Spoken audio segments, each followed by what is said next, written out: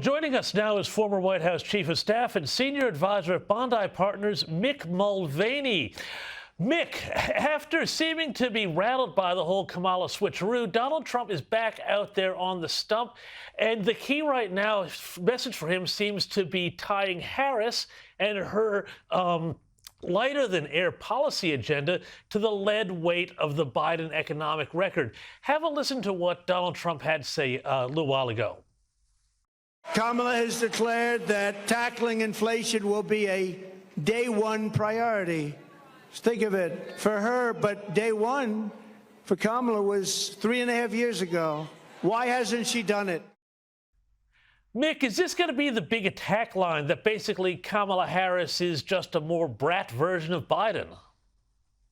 Yeah, James, we don't know yet. They're still struggling at the Trump campaign to try and figure out what their message is going to be. So they're trying a bunch of different things. They're facing an interesting challenge. You know, I've talked about this on the show before, which is that most Americans, except those who follow politics very closely, don't know who the vice president is. It's not a very substantial or meaningful position outside of election day and so forth. So what Trump is figuring out is that most people don't even know she was part of the Biden team. And what they'll be trying to do is link them together. You hear a lot of the Harris Biden economy, the Harris and Biden administration, et cetera, linking those two names together. They haven't had much luck on it yet. It's still early, but that's certainly one of the messages they're going to be testing over the course of the last 80 days of the election. Yeah, and Mick, let me ask you, too, about what seems to have been, you know, as I said before, Trump seeming kind of rattled by this whole switch. We didn't hear a lot from him. We're only now starting to see him out there punching again out on the stump. Two former White House aides, though, have claimed that Donald Trump is now, in their words, lighting up campaign staffers over where the campaign is. And it is rumored that campaign managers Chris LaCivita and Susie Wiles are on the chopping block. What are you hearing? It's not at all unusual. I'm hearing some of that, but then I'm hearing the exact opposite. In fact, Donald Trump was on TV here in this country today talking about how happy he was with Susie Wiles and Chris LaCivita. Look, anytime you go from being 20 or 25 points ahead, which is what Trump was roughly a month ago, to basically tied, which is what he is tonight, you're going to take a real hard introspective look at your team. He's bringing in some old faces, some folks who helped run his campaign in 2016 and 2020, and also bringing in some new faces to maybe get a new perspective on things. They're not panicking. That's what a lot of media here is reporting it. I've talked to folks on the inside. They're not panicked, but they are concerned over the fact that what they thought was an insurmountable lead is now effectively a tied race. Yeah, and look, there's been a lot of talk about whether or not Trump is on the right track, too, with some of these attacks about, you know, crowd sizes and so on before. We've spoken a lot about this, how Trump may be, whether or not he's taking the right approach with these attacks on Kamala's personality and, as I say, crowd sizes instead of policy issues. Here is Trump doing just this at a rally in North Carolina on Wednesday.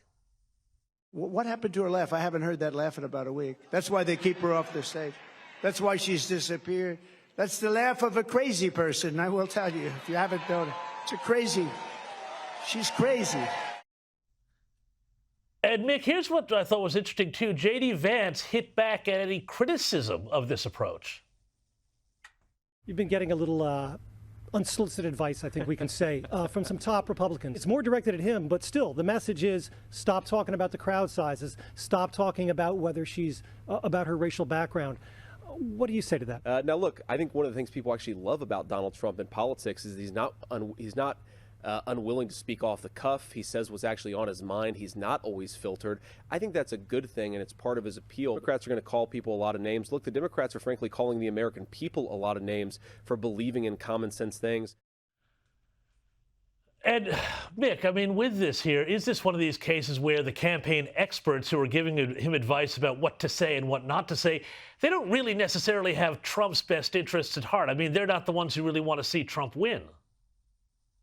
James, I could hear the conversation now. I've had this conversation with the president literally 100 times in the past when I would sit down and say, Mr. President, I think we should do this on the campaign, and someone else would come in and say the same thing or something similar. And he'd sit back in his chair and go, so tell me, how many campaigns have you won for president before? Zero? We're doing it my way. I mean, end of the day, he is his own campaign manager, just as he is his own chief of staff. So Donald Trump will listen to people. There's no question he'll take advice. He'll filter it through. But at the end of the day, he's going to do exactly what he wants to do and run the race he wants to run. And Mick, Annalise Nielsen, our Sky News U.S. correspondent, reported earlier on this network that Donald Trump held a long press conference earlier today, gave a lot of really good lines. And this is by contrast to the Kamala Harris campaign, which is doing basically a rerun of the 2020 basement campaign. But even then, Joe Biden did some Zoom calls and things like this. Is the Trump campaign going to be able to cut through by actually speaking to the press, giving them things that they can report on, whereas they're not going to have anything to report on about Kamala Harris if she is, not doing events and basically avoiding the press? Yeah, James, it's a fascinating question. Right now, Kamala Harris is essentially making the gamble that she can get through the next 80 days, which is a very short period of time for an election in this country. Keep in mind, our presidential elections are 2 years at least. This one's going to be roughly 3 months. And her gamble is, if I don't talk too much, I might be able to win. I'm sitting here, as you can tell, in a television studio in Washington, D.C. We just wrapped up coverage of this particular matter that you're talking about, the long, rambling press conference that Trump gave today. And the Democrats were all, well, good, it's the same old thing. He's not moving the needle. He's talking about the same things he's always talked about. And then the Republicans on the panel said, yeah, but at least he's taking questions. And he's raising the point that he can take questions. And Kamala Harris has not proved yet to anybody that she can take questions. You cannot run for president in this country. And more importantly, in the eyes of the voters, I don't think you can be the president if you can't stand in front of the press and answer questions for half an hour or 45 minutes. Kamala Harris has not done that yet. So say what you want to about Trump's rambling nature and his press conference and so forth.